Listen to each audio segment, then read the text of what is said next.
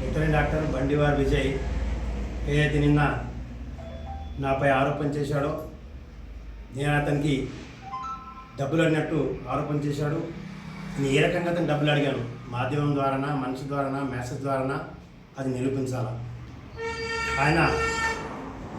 ఆయనపై నేనైతే కాంప్లైంట్ చేశానో, పొలిటికల్ పార్టీలలో తిరుగుతూ ఆయన ఒక ఉద్యోగి ఉండి పార్టీలలో తిరగడం నేను కలెక్టర్ గారికి కాంప్లైంట్ చేయడం జరిగింది. దాని మీద నిన్న ఎంక్వైరీ కూడా జరిగింది. ఆ సందర్భంలో ఎంక్వైరీ ఆఫీసర్ అయితే రోహిత్ రెడ్డి వచ్చాడో, నేను ఇటువంటి ఆయనకు సబ్మిట్ చేశాను. ఇవి సబ్మిట్ చేస్తే ఆ డాక్టర్కి ఎట్లా పోయినాయి, అవి డాక్టర్కి ఎట్లా ఉంటున్నాయి, ఇవి ఎంక్వైరీ ఆఫీసర్కు నేను ఇచ్చిన ఆయనకి ఎట్లా పోయినాయి, నేను ఇచ్చిన సమాధానాలు డాక్టర్ విజయ్కి ఎట్లా పోయినాయి అంటే అధికారులు కూడా, ఎంక్వైరీకి వచ్చిన అధికారులు కూడా ఆయనతో కుమ్మక్కైనట్టు మాకు అనుమానాలు వ్యక్తమవుతుంది. కాబట్టి ఆయన అయితే డబ్బులు ఇచ్చిన ఆరోపణ నాకు నిరూపిస్తే నేను నా పార్టీ అధ్యక్ష పదవికి రాజీనామా చేస్తాను. లేకపోతే ఆయన డాక్టర్ ఉద్యోగం రాజీనామా చేసి రాజకీయంలో రావాలని నేను కోరుతూ ఉన్నా. అలాగే ఇప్పుడు చెప్పండి, నేను మిర్జాపూర్ హనుమాన్ టెంపుల్ దగ్గర ఉన్నది, నాకు డబ్బుల్ని అడిగినట్టు పచ్చిబట్టలు ఎక్కి నేను నెక్కిన గుడికి ఆయన ఎక్కడ నెక్కమని చెప్పండి. నేను సవాల్ చేస్తున్నాను. ఆయన ఏదైతే ఆరోపణ చేస్తున్నాడో ఆయనకు ఉష్క దందా ఎక్కువైపోయింది. రోజు పొద్దున్న లేచి ఇసుక ట్రాక్టర్ ఇంటికి కూడా పడతాయి, మద్దూళ్ళ మన ఇంటికి కూడా వాడాయి.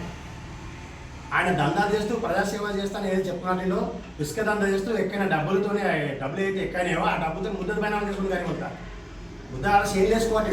మరి ఇంకా మీకేం సేవ చేయనట్టు ఇదేం ఇదే సేవనా? ముద్ద పైన చేసుకుని వాళ్ళకి ముంచుడు సేవ అన్నది.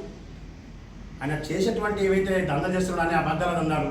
మున్నూరు కాపు అధ్యక్షున లేనంటాడు, మరి అధ్యక్షుడు ఏమో లెటర్ తీసుకుని నేను అధ్యక్షుడు నేను ఆఫీసులో చెప్పుకుంటాడు, బయట మున్నూరు కాపు అధ్యక్షుడు నేనని చెప్తాను. అలాగే ఇతను చేసే దందలు ఇది ఒక్కటే కాదు. ఇంత మనం డాక్టర్గా ఉండి గొర్రెల మేకలు అయితే ప్రభుత్వం పంపించిందో టీఆర్ఎస్ ప్రభుత్వం, అప్పుడు కమిషన్లు తీసుకొని దాదాపుగా 2 కోట్లు సంపాదించాడు. దాని విషయంలో కాంప్లైంట్ పోయింది. సుమంత్ కూడా అనే వ్యక్తి కాంప్లైంట్ చేసిండు ఆయనపై. అధికారులు ఎంక్వైరీ చేసిండు. ఆయన మీద ఏం యాక్షన్ తీసుకోలేదు. ఎంతంటే దాదాపుగా 3 సార్లు 4 సార్లు ఆయన కాంప్లైంట్ చేయడం జరిగింది. ఆయన ఇల్లు కట్టిన కొత్త ఇల్లు దాదాపుగా 1.5 కోటి ఖర్చు అయింది మా ఇల్లుకి. ఆ సుమంత్ కొడితే ఒక 10 ఫీట్ల జాగా వేసుకున్నాడు. అది కాదా ఆయన అవినీతి? అది కాదా? ఇంకా మంది కంటాడు వాళ్ళకి కావలసి చేయటను అది చేయడం అని చెప్తాడు. ఆయన వేసుకున్నట్టేమో దందలు చేయటి, ఆ నీళ్ళు దందలు చెప్పేదేమో నీతులు.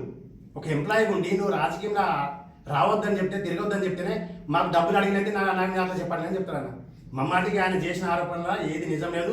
మా మద్దూరు ప్రజలే కాదు, మండల ప్రజలు కూడా తెలుసు నేను ఎటువంటివని, ఆయన ఎటువంటివో తెలుసు అందరికీ. గతంలో కూడా చాలా ఆరోపణలు ఎదుర్కొంది ఆయన మీద పత్రికలు కూడా వార్తలు వచ్చినాయి. మనస ఆయన ఏం చేసింది ఏమి అనేది, గొర్రెల పంపిణీలో కానీ దేంట్లో కానీ ఎన్ని డబ్బులు సంపాదించు, ఇసుకలు ఎంత సంపాదించు, ఇవి కూడా వచ్చినాయి వార్తలు. ఇప్పుడు మీరు ప్రజెంట్ ఇప్పుడు కాదు, రేపు పొద్దున్న చూడాలి ఇంటి కూడా ఉసుకుంటారు. ఉసుకదండ డెబ్యూకి ట్రాక్టర్లు పంపించడం రోజు రాత్రికి 2-3 గంటల వరకు మీరు చూస్తే మీరు కూడా దొరుకుతాయి ఫోటోలు. రోడ్ల పని మొక్క ట్రాక్టర్ పోగా నిరాధమైన ఆరోపణలు చేస్తూ ఆయన మీద కాంప్లైంట్ చేసి ఒక D స్థాయిలో కాంప్లైంట్ చేసిన జిల్లా కలెక్టర్కి. ఆయన పార్టీలో తిరుగుతున్నాను. ఆయన మా పార్టీ పేరు చెప్పి మండలంలో కాంగ్రెస్ పార్టీ మండలక్షణపై 6 నాకు డబ్బులు అడిగిండు. డబ్బులు అయిపోతే కాంప్లైంట్ చేసిండు. నువ్వు పార్టీ పేరు నేను పెట్టలేదు, నువ్వు పార్టీ పేరు పెడుతున్నావు. నువ్వు మా ప్రభుత్వమే ఉద్యోగం చేస్తున్నావు కదా, మా ప్రభుత్వాన్ని నువ్వు అప్రతిష్ట పాలు చేస్తున్నావు. ఏంటి ఇది అంటే మేము ఉన్నట్టు చెప్తే నీకు అది అబద్ధం అనిపిస్తుంది. నేను ఏ పార్టీ తిరిగినామని మేము నిరూపిస్తున్నాము, ఫోటోలు చూపిస్తాను, నీ వీడియోలు చూపిస్తున్నాం, ఇంకా లేదంటావు. అధికారులు కూడా మంచిగా ఎంక్వైరీ అయితే నిన్న విచారణ జరిపిండో ఆ విచారణ రిపోర్ట్ సరిగ్గా పంపాలి. కాకపోతే మేము ఇంకా ఫిర్యాదు చేస్తాం. కాకపోతే ఇంకా ఫిర్యాదు చేస్తాం, ఏడికైనా పోతాం. మేము స్టేట్ గవర్నమెంట్ దగ్గర దాకా డైరెక్టర్ దాకా పోయినా కాంప్లైంట్ చేస్తాం. తప్పకుండా ఆయనపై చర్యలు తీసుకోవాలి. ఈ లోకాంతిలో ఆయన ఉంచినట్లు ఆయన ఇక్కడ మా మద్దూరులో డ్యూటీ, మెయిన్లో కాదు, రైతునగర్ డ్యూటీ ఉన్నాయి. రైతునగర్ ఉన్నాం కాబట్టి పత్రికా విలేకరులు కొందరు రాస్తారు మా మెయిన్లో డ్యూటీ ఉన్నాయని అసలు మర్చిపోయినాయి మా రిపోర్టర్లు కూడా. ఆయన డ్యూటీనే రైతునగర్, మెయిన్లో రాస్తున్నారు.